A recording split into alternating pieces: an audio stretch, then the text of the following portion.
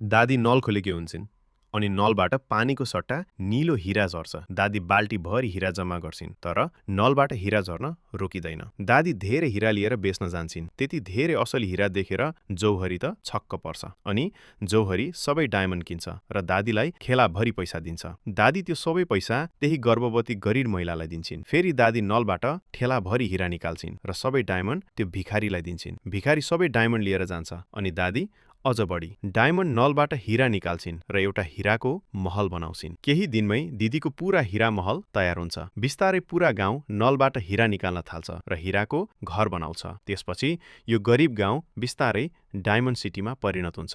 अनि ती दुई नासावाले डायमन्ड नललाई देख्छन्। त्यसपछि ती दुई नासावाले जबरजस्ती हिराको नल खोज्छन् र भाग्छन्। त्यही बेलामा यो गरिब दिदीले ती दुई नासाको पछ्याउँछिन्, तर दिदी भुइँमा लड्छिन् र ती दुई नासा नल लिएर आकाशमा उड्छन्। त्यसपछि दिदी जोर जोरले रुन थाल्छिन्। दयालु दिदीको लागि एउटा लाइक त दिनुपर्छ नि।